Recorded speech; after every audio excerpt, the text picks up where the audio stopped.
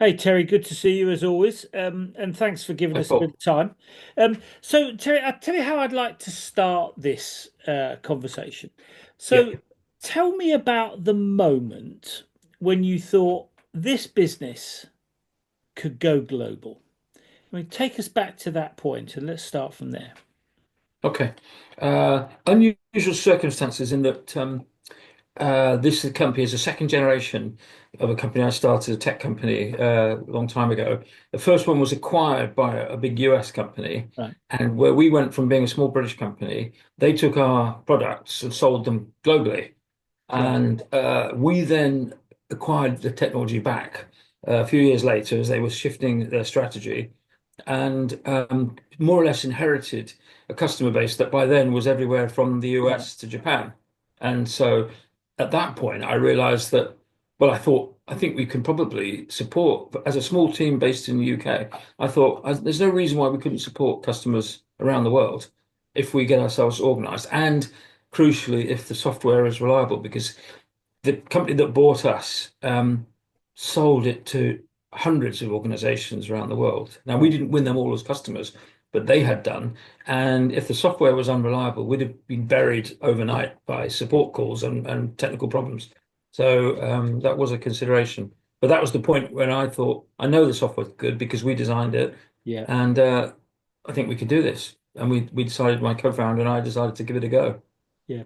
I mean, one of the things that's interesting about when I talk to CEOs, I mean they tell me that the process of trying to build a global company, it's a bit like a roller coaster. I mean, there's lots of ups, there's lots of downs, and there's everything in between, if you know what I mean. I Absolutely. mean, give us a sense of what motivates you to get out of bed every day and get stuck in, because I mean, my impression is that it's like one challenge after another. I mean, what keeps you motivated? Do you mean apart from the fear of failure? Well, Because apart from the fear of failure, yeah. that's a big one. That's a big one, and not letting people down.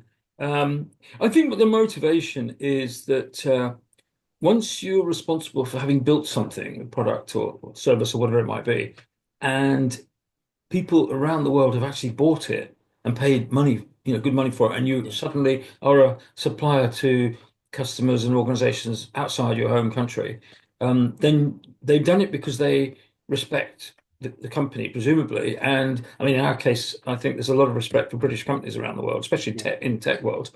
So they've done it for a good reason. They've gone, they haven't been able to find anything like that in their own region, presumably.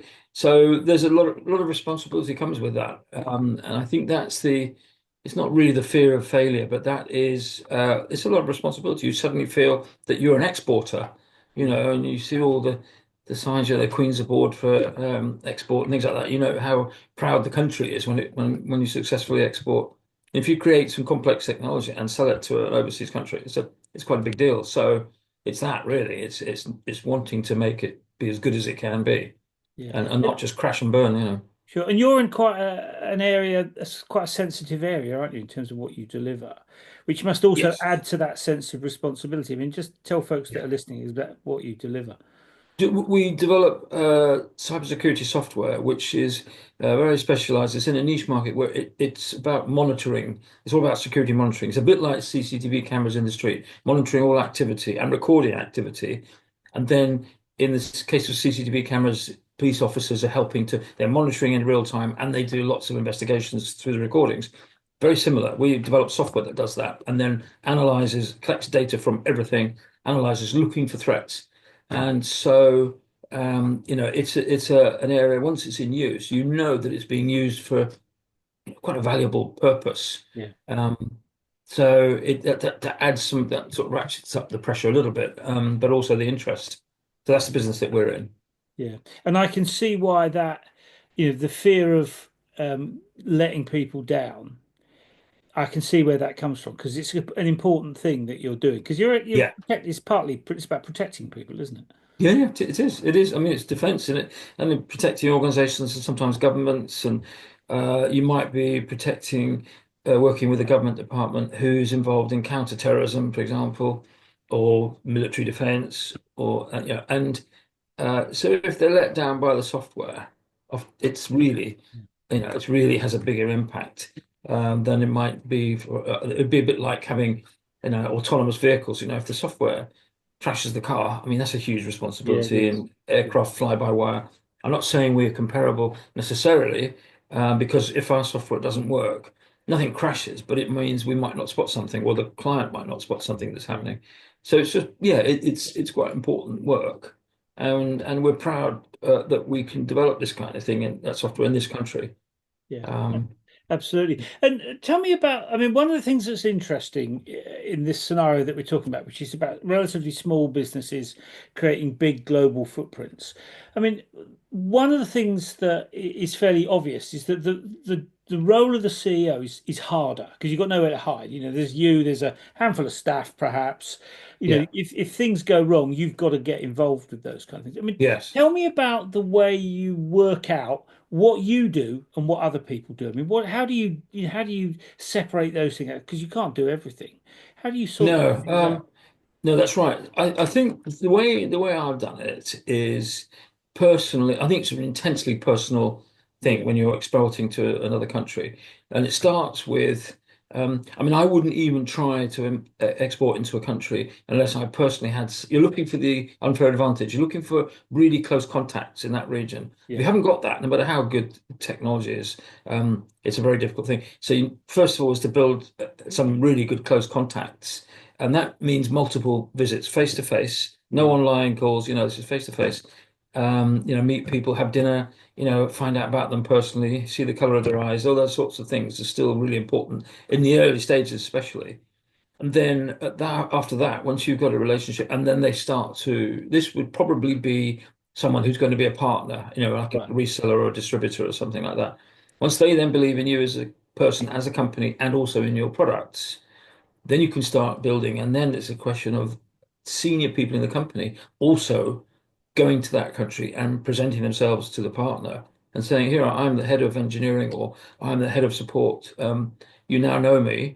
Or we invite people here. So we export, for example, to Japan as one of our markets, and not an easy market to export to at all. They're very demanding in terms of they expect the best. Um, if they come here as well, it's a whole different relationship. So that's how we've started it. I consider whether the market is right for us and whether we think we could be successful there. Find the right partners, get to know them properly. Not heavy sales or anything. This is all about relationship building. Then the team members, senior team members, yeah. who, funny enough, they enjoy that because after that they know who they're speaking to, they know who they're talking to. We use different means of communication. In Japan, for example, the language barrier is massive, but you have automatic translators and you use different sorts of chat channels.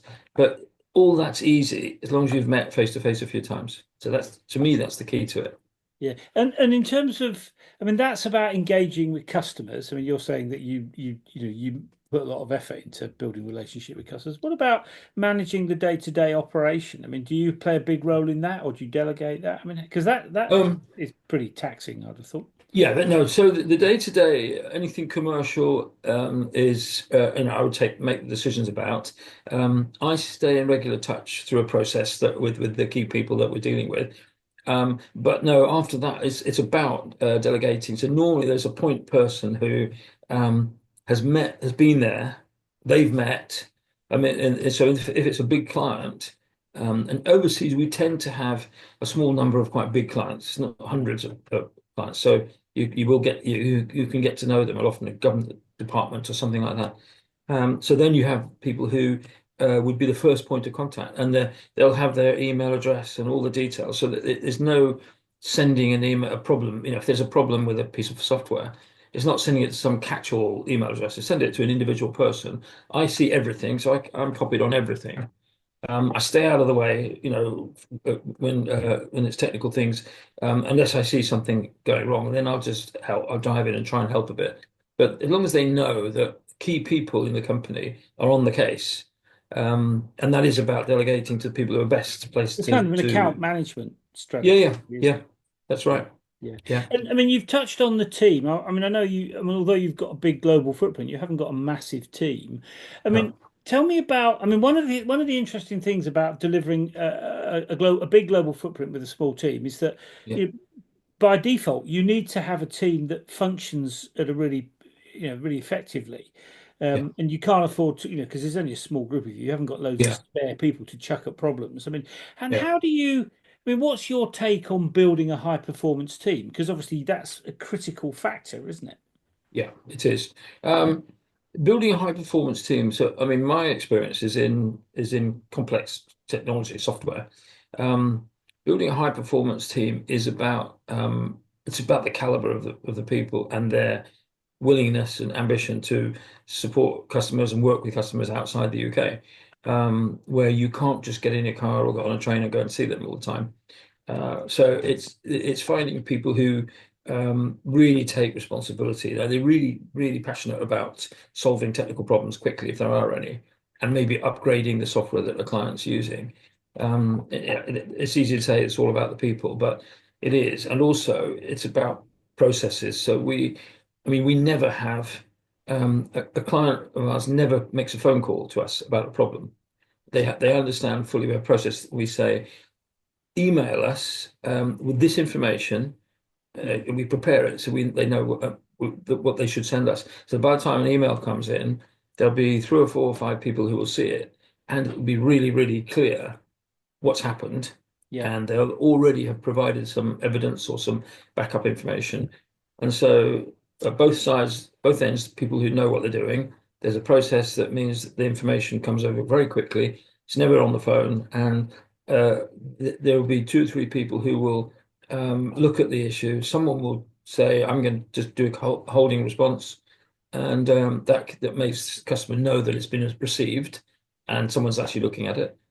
So it's process and people, and you can do amazing things with that. Again, though, back to the beginning, I must admit I wouldn't like to be trying to do that with a product of any kind that wasn't robust and reliable, yeah. because you'd be snowed under, and then everyone would be dissatisfied, not only the clients but your own people as well. Yeah. And what about one of the things that interests me is that I mean we all know that customer expectations change. I mean they only really go up, don't they? I mean customers always Yeah, expect more. I mean, how yeah. do you keep developing the capabilities of your team so that they keep track of all the, those changes in expectations, the way technology changes and so on? I mean, how Yeah. do you keep those things? How do you keep on Um, top of the curve with that? Or ahead of That's the that's curve? that's one of the toughest things, actually. It's a really good question. It's one of the toughest things. Um, we don't send people on many training courses, to be honest. It Right. comes from people being given the time and being encouraged to develop their skills and learning and Right. keeping track. Because industries like ours and most industries, the big developments and the movements, they're quite well publicized. There's all sorts of chats, there's all sorts of organizations that do blogs and podcasts, and there's tons of marketing in the, and it's all out there. So in and the way we have today, you can get access, and you don't really need to go on training courses. You can pick and choose the bits that you need to enhance in the ways need to enhance your skills. You're seeing that by what's happening in the market. You know which bits to focus on. They're given the time to do it. And to be honest with you as well, in the world of AI, access to deep technical information's never been easier. Mhm. And as long as you are careful with it and you ask the right questions and you don't take it as chapter and verse, then modern AI systems give you almost instant access to a much wider range of information and details. Funny enough, I mean, why it's so much better than, say, Google search, even though that's effective as well. But AI is so subtly and yet massively different to that. It Yeah. actually Yeah. gives you opinions back. It gives you ideas, Gives and you asks and views, isn't it? actually, yeah, and views. That's right, and asks questions back of you. You know, so now easier than ever to support people, customers around the world, especially if you know how to ask the right questions and you've got the core data. And so in our case, we develop all of our software in-house. We write every line of code as any employees of the company. So there's going to be someone who knows every line of code in that piece of software, and we can dig deep and find out what's happening and understand. If someone says that, describe the circumstances, our guys will be able to go through the code and say, "Oh, that's why that's happening." let's now look at what the problem might be. Um, Back to your point though about developing the skills, it then becomes when you're in the front line like that, it becomes blindingly obvious where your skills need to develop because every time, every piece of interaction with the client who's using your software will give you a heads up about things that aren't good enough or aren't working or Yeah, where they'd like to add features. It's yeah. really very obvious. Yeah, and I guess one of the things is about the ability of the team to problem solve, and that in and of itself helps people develop new skills. They learn Plus, about new it's areas and so on, doesn't it? I mean, that process of problem absolutely, solving helps yeah, people yeah. develop. Yeah, Yeah, absolutely. They're sort of revising every time and yeah, going back and rehearse and looking at how exactly does the software work in this bit, and they replay it effectively, and then that refreshes the knowledge. And sometimes improvements come out of that, and we store hundreds of thousands or millions of because this is all done via email, then we've got a hard copy, we've got a copy, a digital copy of everything. yeah, And so we're starting to use AI tools to actually do much more intuitive searching of all these conversations. yeah, Chances are another client might have found the same thing. So that's a big improvement for us. So that side, AI is giving us some big improvements, and we can, we've been doing this a long time, so we have got masses of data, yeah. and it's not often that there'll be something that we've never seen before, but we might not remember it, but AI would remember it. Yeah, So find it. Yeah, and that of course gives you a competitive edge, doesn't it? Because you've got the history it and you've got does. all the data. The ability to search it with AI gives you a competitive edge to people that haven't got that data, doesn't it? Well, it does, and the thing is, you just touched on something. So, when you there's a big difference between companies that sell software that essentially is open source software that's been developed by maybe even thousands of people around the world over a long period, and then they add some dashboards and some nice Yeah, packaging to it. To the difference between that and the marketing software that you've written, a small number of people have written every line of code. We can go right to the very source and know everything about it, its history, because it's all recorded. So actually, that becomes a big advantage then when you're dealing working globally, but with a very small team. yeah. I Um, mean, one of the things I wanted to ask you about, seeing as you've touched on it, I mean, one of the things that's really interesting about what's happening, I mean, AI is increasing the rate of change, yeah, which at one level makes it more difficult to stay ahead of the competition. yeah, I mean, yeah. at another level, though, if you've got a good underlying data set, it gives you a massive advantage. I mean, what's your take? I mean, obviously, we've just talked about that issue, but what's your broad take on the process of staying ahead of the competition? I mean, how do you approach that? How do you see that? How do you make sure that you are ahead of the competition?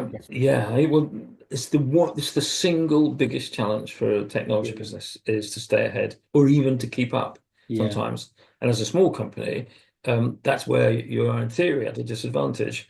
And I think that there are a number of facets to this, but keeping up or staying ahead, partly it's not trying to be everything to everyone. We are quite focused on what we do, yeah, and it's a, you know it's a niche area, but a specialized niche area, and we focus on that, and then it's possible to be as good as anyone and to keep track of it. We may even be developing things, which we always are, that might be ahead of someone else as well. But then companies that have got a huge team, in theory, they can keep up with it. They could actually copy or develop something you're doing. But as a small team, as long as you're focused and it's what you're doing is appropriate to the size of team you've got and the tools you've got available to you, then you can keep up with everyone because no one else can really develop it faster than you because yeah. it's not a world where you could hire 100 software engineers and say build something that's taken 10 years to build, but do it in a week. Or what those sort of Doesn't work metrics that way, does it? just doesn't work And, that way. I mean, it's interesting you make that point. I mean, people often say that competitive strategy is mainly about what you don't do. To Hmm? come back to your point Yeah, about focusing, I mean, there's a yeah, billion things that you could do. The trick is focusing yeah. on the right things, isn't it? Yes, that's right. Focus on things that you're as good as anyone at. And history, funny enough, in the tech world changes so fast, and so much of it is moving all the time. But the reality of what we do it's what I would say is infrastructure software. It's the deep plumbing. It's not unlike the wiring and the plumbing in a building. That okay, you renew it once in a while, but I mean, essentially, it's no one bothers to change it unless something goes wrong. You change other things, you might change the Yeah. windows and furniture, but the plumbing is the bit that has to work all Yeah. the time. Yeah. And we're a bit like that. And actually, so it doesn't change as frequently. The world around us does, and we have to adapt. For example, our software is collecting data from absolutely everything. Mm. And when new technology comes in, we have to collect data from new technology and adapt to that. But that's part of our life, and that's what we do really well anyway. So Yeah. we're lucky. I wouldn't say it's quite the same for I don't know, web developers, for example. Mm. The latest graphics and the latest art, software packages, artists software packages, and so things like that that you've really got to just research and see what other people are doing. Yeah. We don't really look so much at what other people are doing. We're looking at what we're doing and what they're giving us to monitor, and that's Yeah. fine. That we can do the research on that. Yeah. So I think we're in a comfortable position for a small company to be able to be as good as anybody out there, probably. And I mean, one of the interesting things about that is, of course, is the pace of change is pretty fast anyway. Yeah, And you're yeah, also going into multiple jurisdictions, into multiple yeah, countries. I mean, what's your take on the process of entering a new market? I mean, when you think about market entry, let's yeah. say you were going to go into, I don't know, maybe you're not in South America and you're thinking, I want to No. go into Latin America or something. I mean, what's your take on the market entry process and how you do that? Well, there's a huge amount of research to begin with.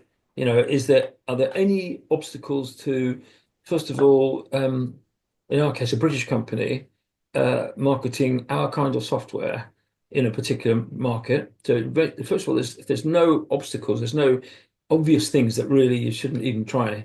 Um, then that's the first thing. Then it's about that process of meeting real people and building a relationship with them so that they're as invested in it as you are.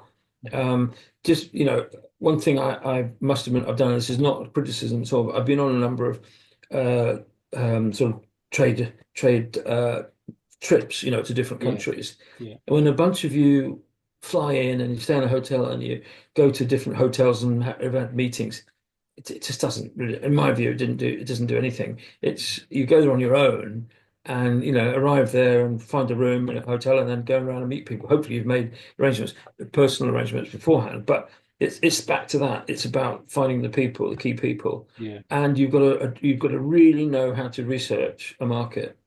How big is it? What's the procurement systems? yeah, Is anyone, even if they want to buy your software, will they be allowed to? If it's a government department, they might not be allowed to buy anything that's not made locally, or yeah, or there may be certain tariffs or restrictions, So, and then on the legal side, you've also got. I mean, ideally, we would first of all market to regions where they have the law is British law, English law. That's the easiest place to go. The easiest places to go to. But there are some parts of the world. I mean, I take the US as an example. We don't market in the US anymore. We did. We had some customers, but in a business like ours, I mean, litigation in the US. I mean, it's so litigious as a country because there's probably more lawyers per head in the yeah, US than yeah, anything else.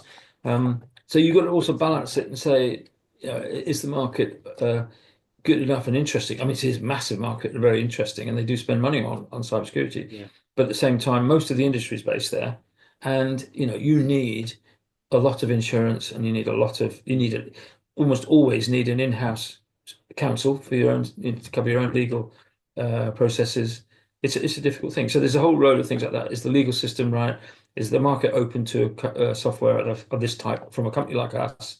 Um, research, research, research. But that again is easier to do, from a desk yeah, to begin with, and then make the trips. yeah. And you talked earlier on about building up partnerships. I Yeah. mean, what's your take on that process? I mean, are you a hard-edged deal maker? I mean, how do you see the process of, getting to know partners and then reaching a deal with them? I mean, how do you see those processes? Well, so that follows from all that market research, Yeah, and out of the market research comes a list of companies, and this is where UK trade organisations can help. Is you come as a list of resellers and distributors who are successful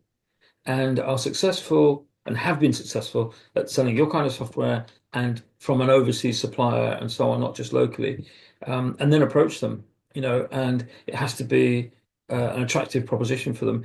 And normally what we would try and do is no good trying to go in and saying to a company, any partner that already sells our kind of software and say, yeah, don't do that, sell ours is better. And we look for people that would like to be in that space, Yeah. and some of their competitors are making lots of money selling great technology. If we can say to them that we've got something that's as good as, and similar, we will invest heavily in you in terms of helping you train. We'll train you. We'll do a lot of research. Yeah. That's how we would do it. You've got to give people a feeling that actually, without too much effort, we could just bolt on another revenue stream, uh, and a whole new type of customer that they could approach. Or they've got customers who are currently buying cybersecurity software from one of their competitors because they don't have it. And so it's a defensive action.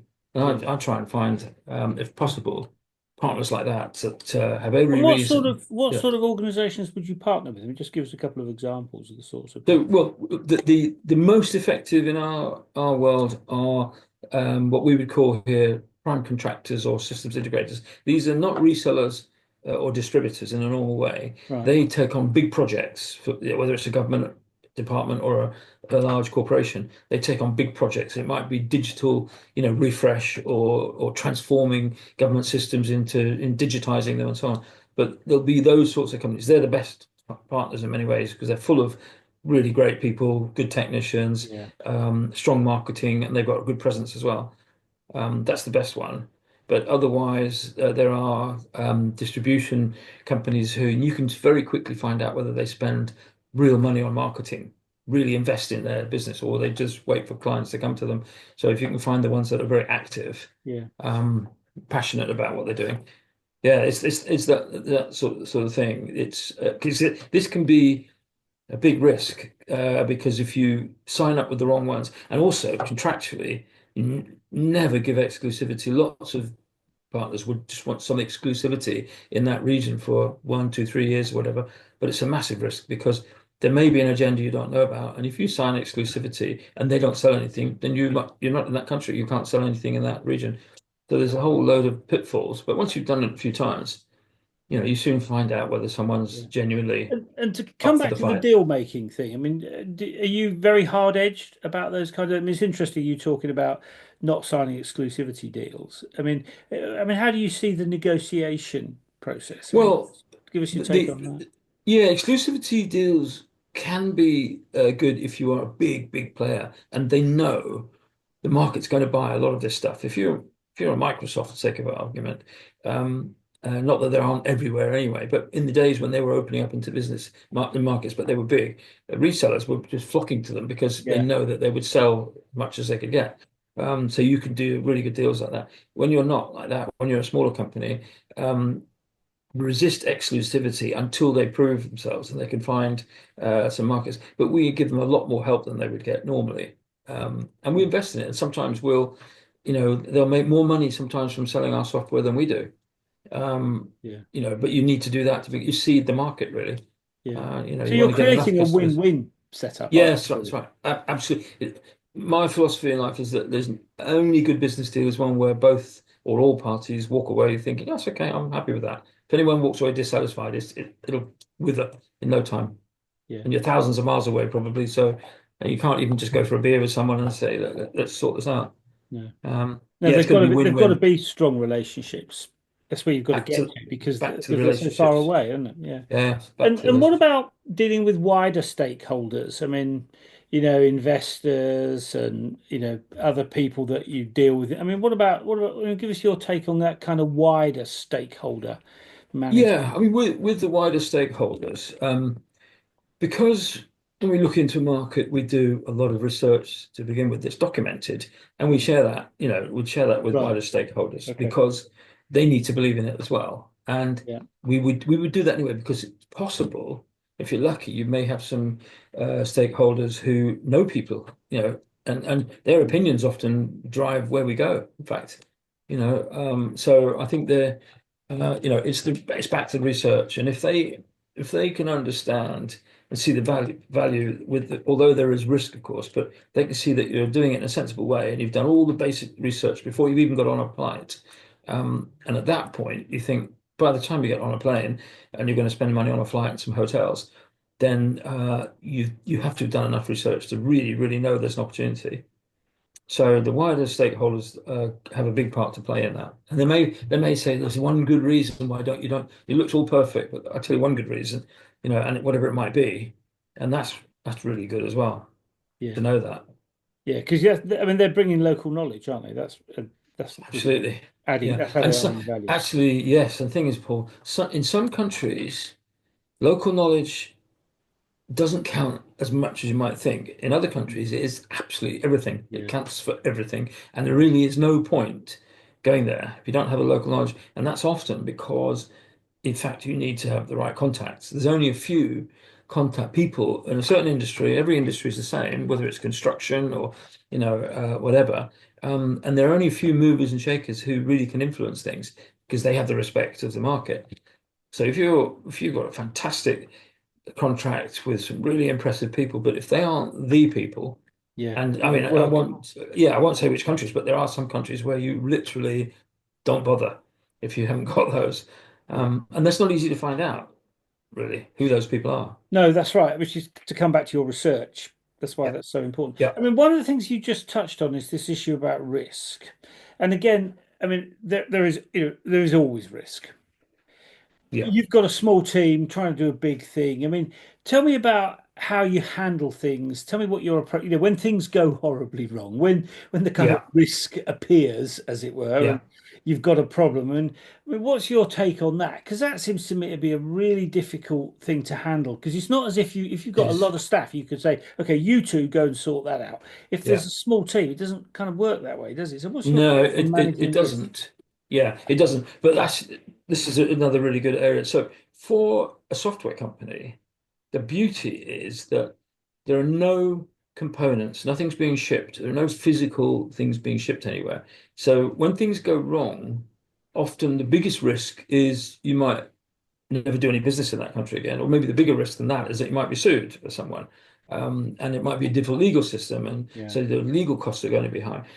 And that's why insurance for operating around the world varies according to which country you're in. yeah, And one of the most expensive places is to insure against being sued from the US. Um, but where I haven't operated, and I have got friends who've done this, is where you can get export credit guarantees through government and so on. Because if you're yeah, shipping goods and you've basically bought all the materials, you've built something, then you packed it in a crate and you've done all the export paperwork and then you've sent it somewhere. The risks are massive. yeah, And you've got to know what the level of corruption is. And I mean, some stuff when it's shipped to a country is never seen again. yeah, That is a level of risk that's existential. You could just one shipment and you could lose everything. So there are, the UK government has got some good export credit guarantees and a lot of intelligence that helps you do that. Those risks are massive. Our risks are, primarily, and our software, if our software is good, it's reliable. If something goes wrong, like the customer just doesn't like it or feels that there's a better version, the worst that's going to happen for us normally, if we handle it well, and we sometimes would credit them back, maybe some of the license fee, depending on the circumstances. If you handle it well, the risks are fairly yeah. limited. They should be contained. But there are plenty of industries where they're just colossal risks, and I don't know whether that's why, there's onshoring again, bringing manufacturing back into countries in some cases. I don't know, because exporting physical goods is a huge, huge risk. Yeah, it's a different game actually, isn't it? Very, Yeah, very, physical stuff. yeah. That Yeah, would keep me awake at night, that kind of thing. yeah. Yeah. Well, we'll come back to that in a second. But I mean, when you look back on the journey, because I mean, you've been doing this for a little while now. I mean, what would you say you've learned from the experience of going global in so many different jurisdictions? I mean, what are the big lessons for you from what you've been doing? Uh, Apart from the obvious one of all those personal relationships, it is playing, not playing any games, not getting into any politics or local politics or any other, being absolutely playing with a straight bat because you can't possibly know the impact of something you say. If you say something and you don't deliver and you don't mean it, or you can't, you can't actually stand it up, you can't really convince anyone of it, you just get a bad reputation. So it's Yeah. all about reputation, and that's been important. The relationships, the way you operate in terms of being trustworthy and straight, and also, I think then it's this spreading the love. It's making sure that everybody makes a fair return on it. And either if they don't, either the pricing's wrong or the percentages are wrong or something. But there is literally no point doing anything if you take too much out of the market, Yeah. take a longer term and put money back in. I think that's what I've learned. Can't say I've achieved it always, but we certainly have a reputation for, apart from our software is good, but our reputation is that if something goes wrong with our software and something, we will burn the midnight oil to make sure Yeah. Yeah. it's sorted. As long as you do that, because it's quite a risk for an organization buying from a foreign country as well. There's Yeah. risk both sides.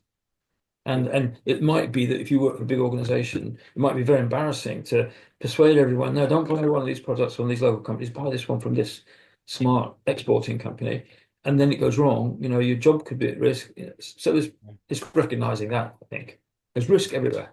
Yeah. Yeah. I guess the other side to it is that if you can create a situation where everybody's got a vested interest in it Yeah, working well, yeah, people are motivated to make it work well, and then you've yeah, got a win-win, and you've got people focused on the same goals yeah, or broadly yeah, the same goals. I mean, that yeah. drives everything, really, It doesn't it? does. Well, the term align the greed, which is Yeah. often an Yeah. Yeah. American sales term. Yeah, align the Yeah. greed because that's what it is. In human nature, everyone is trying to make sure there's something in it for them. Yeah. What's Yeah. in it for me? No, you're absolutely right. That's a key thing. And normally, as long as you're not greedy and you're fair about things, you can do that. You can make sure, and then actually making it clear to people that if you really aren't happy about this, there's something about this arrangement you don't like. You've just got to say, because everything is adjustable. Within reason. So, because when you're not in a country physically, you're not driving down the street in the morning to your office and things like that, you don't know what's happening locally that might change the nature of a deal. So you've got to have that back to relationships. If you've got the right relationships, they'll just email you and say, look, Terry, it doesn't work for me anymore because of my circumstances. And then then you've got a chance of fixing it. Yeah, and I guess if they feel you that you play a straight bat, that if you go to them, if they go to you with a problem, that you'll sort it out, and vice versa. I mean, Yeah. that's Yeah. how you build those relationships. It is. It is. Yeah. There's plenty of stories of really aggressive salespeople and business people going out and making fantastic progress in a short time, and then it blows up. Yeah. And that happens all the time Yeah. because if you're ruthless enough, you can usually, for a short time, make a lot of money in a business. By selling products that are substandard or vastly overpriced or whatever it is. But it catches up with you. Life is like that, isn't it? Yeah, Catches up no, with no, I you. agree. I agree. And that's a very good point, actually. I mean, I mean, what you're saying is it's about thinking about those relationships over the longer term, isn't it? And let me just Yeah, I think pick so. up that point. I mean, you've talked a bit about what you've learned from the experience. I mean, if you were starting again, what would be the one thing that you might do differently? Well, I mean, I don't know if this is relevant in this conversation, but there is a one massive thing that we didn't do here, and I didn't, it's my decision, was not to raise significant investment early on Right.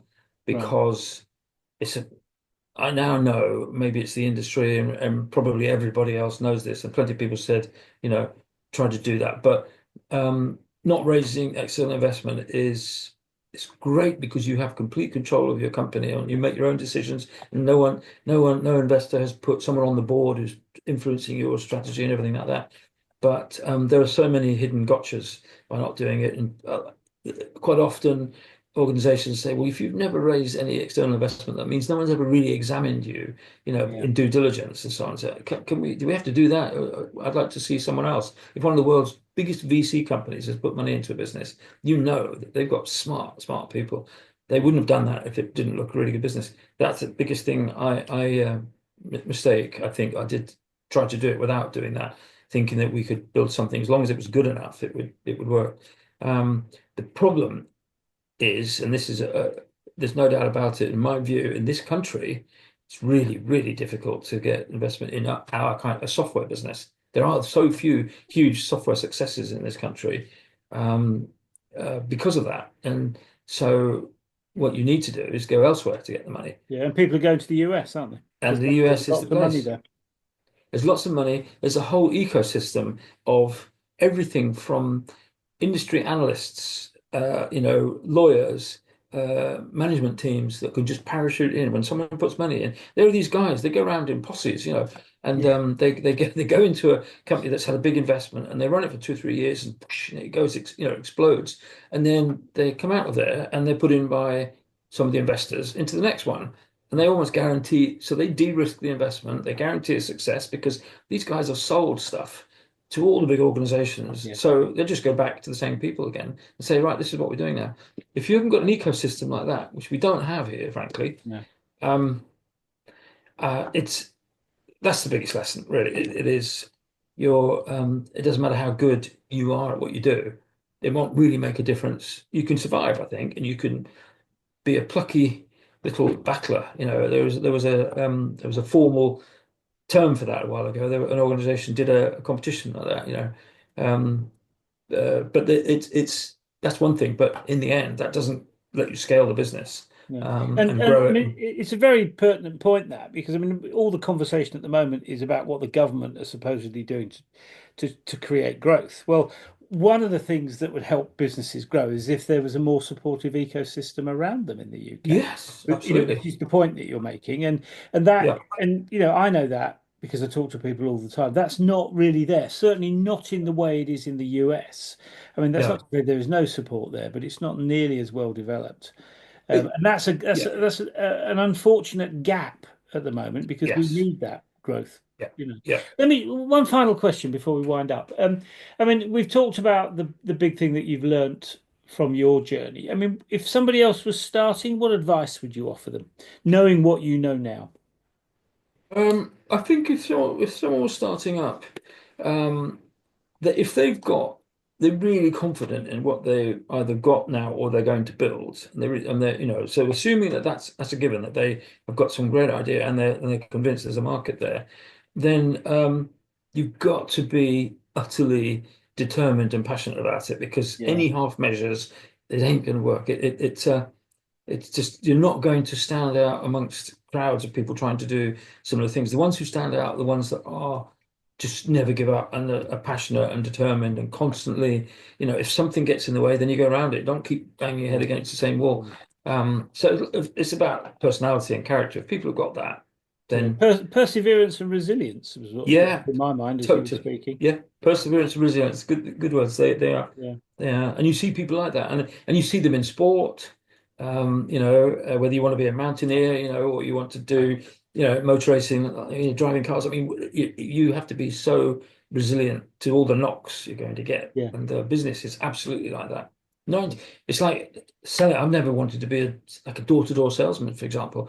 99% of people will slam the door in your face, yeah, and once in a while someone will buy something, but to spend most of your days, working days, having a door slammed in your face, you've got to be pretty resilient to do yeah. that. It's pretty And business, hard. being a founder, entrepreneur is that. Yeah, yeah. It requires. I mean, if it was easy, everyone would do it, of course, which is why we Exactly. don't. Yeah, exactly. Yeah, Yeah. I yeah. mean, Terry, thank you for taking a bit of time out to come and have a chat with us. I Not mean, at that's a all. fascinating story. I've And enjoyed it. very insightful actually. And I'm sure people listening will be, there'll be, things going through their mind if they're thinking about going global themselves. So thank you for sharing Yeah, those yeah. stories, those experiences, because it's such it's such an interesting process. It's Yes. extraordinarily difficult, which of course is why most people Yeah, fail, but that's right. tremendously rewarding at the same Can time. be, and, I and mean, being successful is a real is a big hit, isn't it? it is. It is. The job satisfaction is unlimited if you get it right. The Yeah, fact that you actually create something and make it a success against all the odds. That's what life's about, really, isn't it? So yeah, no, absolutely. I've enjoyed it, Paul. I enjoyed Terry, sharing it with you. Hope it's been useful or interesting at least. yeah, no, very interesting. And thank you for making some time because I know you've got plenty to keep you No occupied. problem at all. Really Great. appreciate that and look forward to catching up again soon. Look forward to that as well, Paul. Thanks very much. Cheers, Terry. Bye-bye. Bye bye. Bye.